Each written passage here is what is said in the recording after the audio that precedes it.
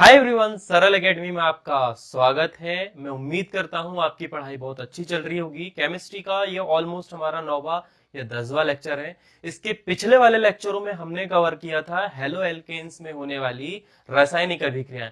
सामान्य नाम की यदि बात करूं तो आपको एल्किल हैलाइड में होने वाली सामान्य रासायनिक अभिक्रियाओं के बारे में बात करी थी, जिसमें सबसे पहले जो हमने स्टार्ट किया था वो किया था नाभिक प्रतिस्थापन अभिक्रियाओं से, जिसमें फर्स्ट नाम आता है SN1 और दूसरा नाम आता है SN2। ठीक है, हिंदी नाम मैं पहले ही बता चुका हूं, शुद्ध हिंदी में ज्यादा प्रयोग करता हूं तो कुछ बच्चों को दिक्कत होने लगती है।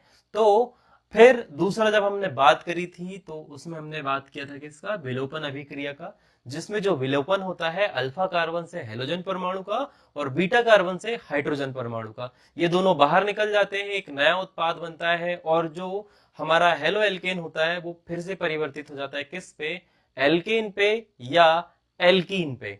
तो ये थी विलोपन अभिक्रिया। और उसके अंतर्गत एक और चीज हमने देखी थी जो कि था सेडजेफ नियम। एग्जाम पॉइंट ऑफ व्यू से वेरी वेरी इंपॉर्टेंट, और इसी का जस्ट विपरीत होता है मार्कोनिकॉफ रूल, जो कि हम पिछले वीडियो में समझ चुके हैं। जिन बच्चों ने नहीं देखा है, ऊपर आपको लिंक मिल जाएगी, पूरी प्लेलिस्ट है, या फिर डिस्क्रिप्शन बॉक्स पर लिंक है, वहां पर भी आप देख सकते हैं। आज जो हम पढ़ेंगे, धातुओं के साथ अभिक्रिया कराएंगे किसकी, एल्किल हैलाइड की। एल्किल हैलाइड का आईयूपीएसी नाम हेलो एल्केन।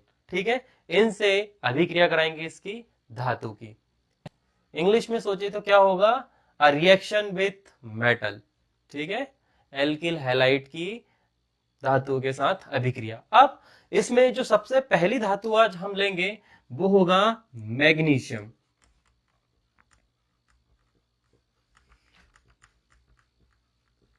मैग्नीशियम, और दूसरी जो धातु होगी वो होगी क्या, सोडियम।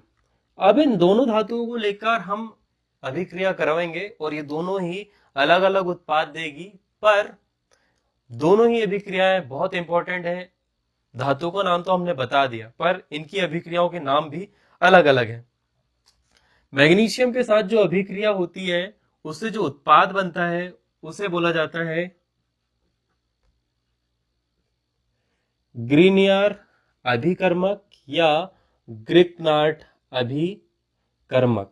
ये भी पूछा जाता है कि इस यौगिक का निर्माण क्यों हुआ, कौन सी ऐसी आवश्यकता आन पड़ी थी। और दूसरा जो है वो है वुड्स अभिक्रिया। ये तो नाम से ही पूछी जाती है बेटा, मतलब ऐसा कोई रासायनिक समीकरण नहीं लिखा होगा, बट फिर भी यदि पूछ ले नाम से तो अच्छी बात है, और ना पूछे तो हो सकता है रासायनिक समीकरण लिखा हो। एक एक करके हम दोनों चीज कवर करेंगे, आपको ध्यान से समझना है कैसे उत्पाद बनते हैं और कितनी ये इंपॉर्टेंट है। तो स्टार्ट करते हैं सबसे पहले मैग्नीशियम के साथ होने वाली अभिक्रिया, जो कि बनाएगी ग्रीनियर अभिकर्मक या ग्रिग्नार्ड अभिकर्मक। कंफ्यूज नहीं होना, दोनों नाम एक जैसे ही रिलेट करते हैं। तो कुछ चीजें ब्लैक बोर्ड से मिटानी पड़ेंगी। मैं ऐसा लगता है कि थोड़ा जल्दी जल्दी बोल रहा हूं। अब हम मिटाते हैं ऊपर वाली जो माइंड मैप थोड़ा सा आपके लिए बना था, नोट कर लेना। और यदि नोट नहीं कर रहे हैं तो पुराने वाले वीडियो देख लेना, वहां पर इन सब के बारे में हमने डिटेल में बात करी है। ठीक है, अब मैं ये सब कुछ मिटा रहा हूं, और सबसे पहले हम जो अभिक्रिया करवाएंगे धातुओं के साथ वो होगी मैग्नीशियम के साथ अभिक्रिया, जिसे क्रिकनार अभिकर्मक या ग्रीनियर अभिकर्मक भी कहा जाता है। फर्स्ट हेडिंग, मैडम ने बोला था कि सर ब्लैक पेन का भी यूज करिएगा, तो ब्लैक पेन का भी हम यूज करते हैं। और यहां पर लिखेंगे एल्किल हैलाइड। इतना तो लिखा है कि मैं बहुत कम लिखता हूं, आपको यहां से हेडिंग डालनी है। ठीक है, एल्किल हैलाइड की धातुओं धातु के साथ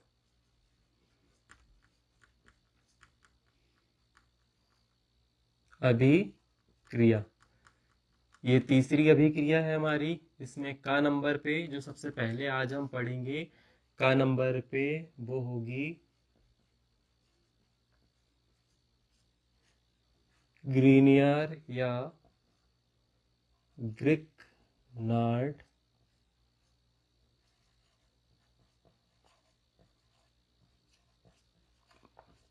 अभिकर्मक। एक ऐसे वैज्ञानिक थे विक्टर ग्रीनियर, जो एक ऐसा उत्पाद बनाने में लगे थे जो कि धातु के साथ अभिक्रिया करा के एल्किल हैलाइड को एल्किल में या एल्केन में परिवर्तित कर दे। तो उन्होंने पहले जिंक के साथ प्रयोग करा, बहुत सारे ऐसे यौगिक लिए, पर उन्हें जो सफलता मिली वो मिली मैग्नीशियम धातु के साथ। जब मैग्नीशियम धातु की अभिक्रिया मैग्नीशियम धातु की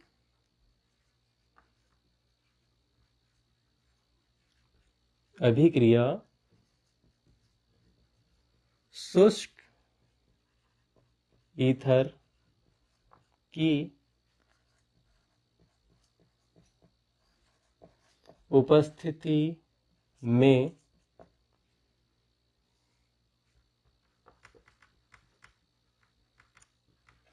एल्किल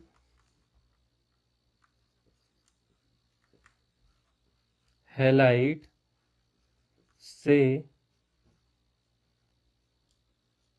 करवाई जाए तब प्राप्त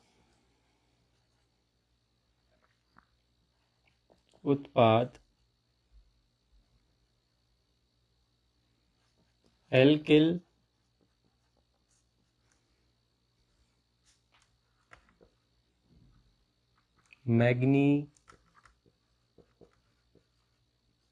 मैग्नीशियम हैलाइड होगा, जिससे लिख रहे हैं हम, सॉरी, जिसे ग्रीनियर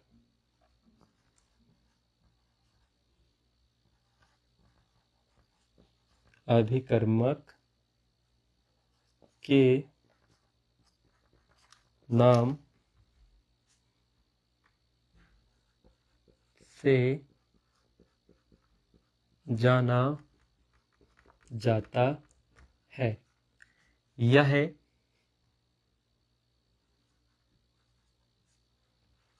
अति क्रियाशील यौगिक है। ये लास्ट वाली लाइन इसीलिए लिखा है बेटा मैंने कि जब ग्रिग्नियर या ग्रीनियर अभिकर्मक की अभिक्रिया हम पानी के साथ कराएंगे ना, तो ना ही हमें किसी उत्प्रेरक की आवश्यकता होगी, डायरेक्ट ही ये हमें एल्किल ग्रुप या एल्केन दे देगा। उसकी रिएक्शन हम बाद में पढ़ेंगे, सबसे पहले हम सीखेंगे जो हमने यहाँ पर लिखा है इसकी रिएक्शन कैसी होगी। सिंपल, सबसे पहले एल्किल ग्रुप यानी R रहेगा, R के साथ में X जुड़ा रहेगा, तो ये हो गया एल्किल हैलाइड। इसकी अभिक्रिया किसके साथ में होगी? Mg धातु के साथ। किसकी उपस्थिति में? शुष्क ईथर की उपस्थिति में। ठीक है, तो ये दोनों आपस में ही जुड़ जाएंगे, तो ये होगा RMgX। ठीक है, ये एक उत्पाद बन जाएगा जिसका नाम हमने यहां पर लिखा है, यदि आप ध्यान से देखेंगे, alkyl magnesium halide. In that case R की जगह पे CH3 हो, इससे X की जगह पे Br जुड़ा हो, प्लस मैग्नीशियम के साथ अधिक्रिया हो, सेम शुष्क ईथर हो, तो नया उत्पाद जो बनेगा CH3MgBr। इसका नाम यदि कोई बच्चा लिखना चाहे तो ये होगा मैथिल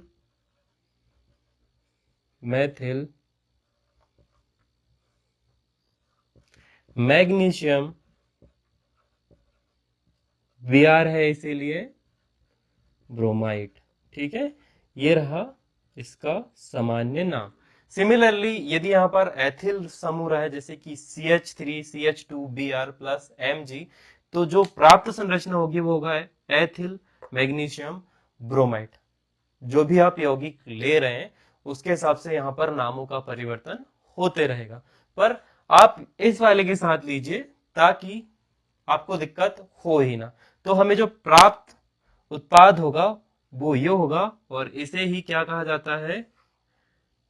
ग्रीनियर अभिकर्मक। ठीक है, इतना आप लिख सकते थे मेरे साथ में, या फिर अभी लिख लीजिए। ठीक है, ये हो गई एक सामान्य थ्योरी, उसके साथ में समीकरण भी।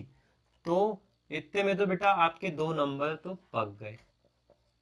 ठीक है, हमने थ्योरी भी समझ ली, हमने समीकरण भी समझ लिया। अब सर ये वाली जो लाइन है, जो मैंने आपको बताया था कि अब इसकी अभिक्रिया वाटर के साथ भी करा दें तो हमें एल्किल या एल्किन प्राप्त हो जाएगा। ठीक है, अब करते हैं इसके बाद में वही अभिक्रिया की ये कैसे होगा। सबसे पहले इस अभिकर्मक की यदि बात करें तो यहां पर कार्बन डेल्टा माइनस को प्रस्तुत करता है, Mg प्लस आयन को प्रस्तुत करता है, और फिर से Br पी ब्लॉक का तत्व है, तो ये इलेक्ट्रॉन ग्रहण करने की क्षमता रखता है, यानी ये भी माइनस को प्रस्तुत करता है, यानी कि माइनस आयन देता है। तो इसी के हिसाब से ये अगला उत्पाद या फिर अपनी संयोजकता भी रखते हैं, जो कि हम आगे देखेंगे पानी के साथ।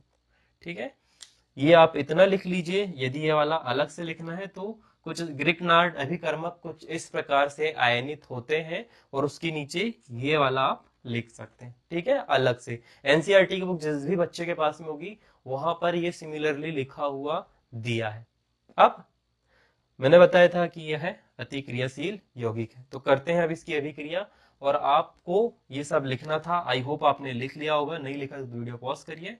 और अब हम इसे मिटा रहे हैं। आर है, एक्स रहेगा नहीं, अब हम इसे करते हैं यहां से are Mg x plus H2O। आप सभी को पता है H2 दो भागों में विघटित होता है, H प्लस आयन और OH माइनस आयन। तो अब आप मुझे बताएंगे कि कौन किसके साथ में जुड़ेगा, है ना। यहाँ पर ये माइनस आयन को माइनस आयनित होता है, ये प्लस आयनित होता है, और ये भी माइनस आयनित होता है। ठीक है, तो सबसे पहले हमें जो उत्पाद बनाना है, हेलो एल्केन से एल्केन बनाना है, तो इसके साथ में जुड़ जाएगा भैया RH। ठीक है, बाकी OH समूह जो जुड़ेगा वो जुड़ेगा प्लस आयन के साथ में, तो ये रहेगा MgOH, और इन्हीं के साथ में रहेगा बाहर की तरफ X। ये अतिक्रियाशील तत्व है, इसमें किसी भी प्रकार के उत्प्रेरक की आवश्यकता नहीं है। ये होगा एक तरह का रासायनिक अभिक्रिया किसके साथ में, ग्रीनियर या ग्रिकनार्ड अभिकर्मक के साथ में, किसकी, पानी की। ये भी आप नोट कर लीजिए, जब भी आपसे पूछा जाए धातु के साथ अभिक्रिया कैसे होती है, पहले वो लिखना है, फिर इसके साथ में ये लिखना है। थ्योरी लिखना है तो वो भी लिख देते हैं। जब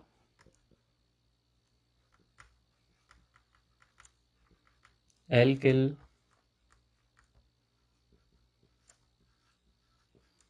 मैग्नीशियम ब्रोमाइड को पानी के साथ मिलाया जाता है तो हमें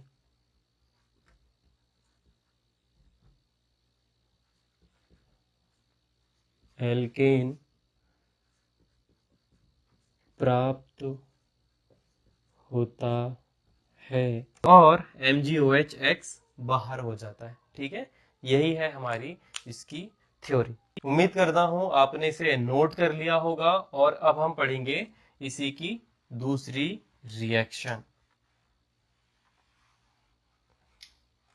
जो कि होती है किसके साथ बेटा, जो होगी सर, वो होगी सोडियम धातु के साथ। यहाँ खा होगा और हम करेंगे सोडियम धातु के साथ, और इस अभिक्रिया का नाम होता है वुड्स अभिक्रिया। वीडियो स्टार्ट करने से पहले आपको बता दिया गया था कि इस अभिक्रिया का नाम क्या है, वुड्स अभिक्रिया। अब यहाँ पर हम देखते हैं की अभिक्रिया होगी कैसे। सबसे पहले थ्योरी लिखते हैं वुड्स अभिक्रिया की। जब एल्किल हैलाइड को सोडियम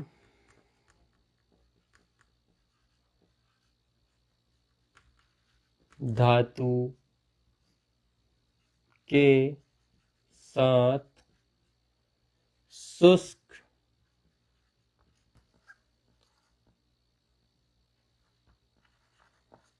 ईथर की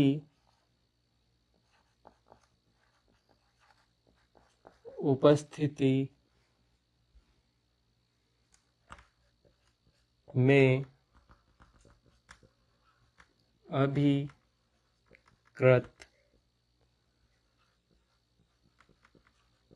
करवाया जाता है, तब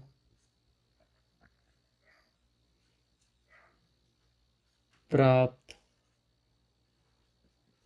उत्पाद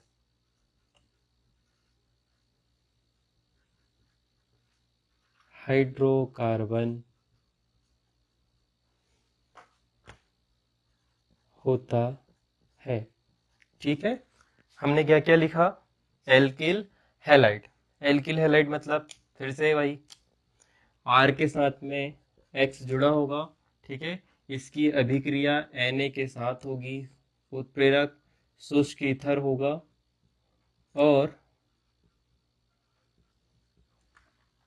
हमें सीधे सीधे यहाँ पर RH प्राप्त हो जाए। ठीक है, पर यह अभिक्रिया इतनी आसानी से नहीं होगी, यहाँ पर अनुकूल परिस्थितियां निर्मित करी जाएगी।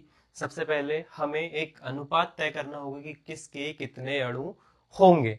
तो सबसे पहले हम यही तय करते हैं। फॉर एग्जाम्पल, यहाँ पर हम फॉर एग्जाम्पल उदाहरण लें, दो अणु हमने लिया है CH3Cl प्लस हमें दो अणु लेना पड़ेगा सोडियम के। साथ ही हम शुष्क ईथर की उपस्थिति में इसे अभिकृत करवाएंगे, यानी अभिक्रिया करवाएंगे। तो यह रिएक्शन करवाएंगे। फॉर मैडम की लैंग्वेज में सर इंग्लिश वर्ड का प्रयोग करो। तो जब इनकी रिएक्शन होगी तो यहाँ पर Na और Cl, आप सभी को पता है, कमेंट सेक्शन में भर देना, जब Na और Cl साथ में मिलते हैं तो सर क्या बनता है? NaCl। कितने अणु? दो अणु इसके, दो अणु यहाँ पर भी इसके हैं। ठीक है, ये बना दिया सबसे पहले आपने। उसके बाद में ध्यान से यहाँ देखोगे तो CH3 बचा है और फिर से उसी अणु का एक और CH3 बचा है। चूंकि इन दोनों के एक एक इलेक्ट्रॉन फ्री हैं तो ये बॉन्ड बना लेंगे और ये संरचना यहाँ पर थी, क्या थी ये? क्लोरो मैथेन, या सामान्य नाम जिस भी बच्चे को लिखना है, मैथिल क्लोराइड। तो ये जो संरचना आपके सामने दिख रही है, ध्यान से देखो, ये किसकी है बेटा? एथेन की। ठीक है, हमने यहाँ पे हेलो एल्केन लिया था, यहाँ पर सिर्फ एल्केन बचा है। हेलो हट चुका है, किसके रूप में बाहर हो चुका है? ये नमक के रूप में। तो ये भी एक तरह की इंपॉर्टेंट अभिक्रिया है, नाम से ही पूछी जाती है। हेलो एल्केन से हमने एल्केन निर्माण कर लिया, वुड्स अभिक्रिया कहते हैं इसे। इसमें नमक बनता है और ये भी हमने जब हाइड्रोकार्बन का विरचन पढ़ रहे थे तो वहां पर भी लास्ट में इसका जिक्र हुआ था। वहां पर हमने इन दोनों को लिया था और इधर एक नई संरचना का निर्माण करा था। उम्मीद करता हूं कि ये वीडियो आपको सरल लगा होगा। यहाँ पर हेलो एल्किन के साथ जो रासायनिक अभिक्रिया थी वो भी समाप्त होती है। इसके नेक्स्ट वाले वीडियो में जो हम कवर करने वाले हैं वो इन संरचनाओं का, या जो भी हमने अभी तक उत्पाद पढ़े हैं इस संरचना में या इन वीडियोस में, हम उनके भौतिक गुण पढ़ेंगे। यानी कि हेलो एल्केन का भौतिक गुण नेक्स्ट वीडियो हमारा होने वाला है, और उसके बाद हम पढ़ेंगे एरीन संरचनाएं, जिसके यौगिक और वीडियोस अति इंपॉर्टेंट और अति कठिन होने वाले हैं। तो ध्यान से समझना। हो सकता है एक प्रॉपर सेपरेट वीडियो अनुनाद का बनाया जाए, क्योंकि अनुनाद से रिलेटेड बहुत सारे दिमाग पर भ्रम होते हैं और उन्हें दूर करना बहुत ही इंपॉर्टेंट है, अति आवश्यक है। ठीक है, तभी आप जोड़ना समझ पाओगे और ये समझ पाओगे कि कौन सा यौगिक बेंजीन संरचना से कहां जुड़ेगा। ठीक है, इसी उम्मीद के साथ नेक्स्ट वाले वीडियो में तो मिलूंगा ही, पर थोड़ी सी रिक्वेस्ट आपसे बनती कि प्लीज हमें सपोर्ट करें। इंस्टाग्राम पर हम 20,000 हो गए, पर यूट्यूब पर हम अभी भी 1500 का आंकड़ा पार नहीं कर पाए हैं। साथ ही हमारा वॉच टाइम घुसा पड़ा हुआ है, और कुछ बच्चे कमेंट करके भी नहीं बताते कि हम कैसा पढ़ा रहे हैं। थ्योरी की थोड़ी सी दिक्कत थी, आजकल मैं बोर्ड पर लिखना चालू कर दिया हूं, तो आप मेरे साथ साथ लिख सकते हैं और अपने नोट्स बना सकते हैं। कोशिश यही करना कि अपने नोट्स बनाए। बाकी जिन बच्चों को इसमें भी दिक्कत है, बायो पर लिंक है इंस्टाग्राम पर, वहां पर जाइए, सारे नोट्स आपको मिल जाएंगे। बाकी take care, Radhe Radhe. Financially आप कैपेबल हो तो हमें सपोर्ट करो।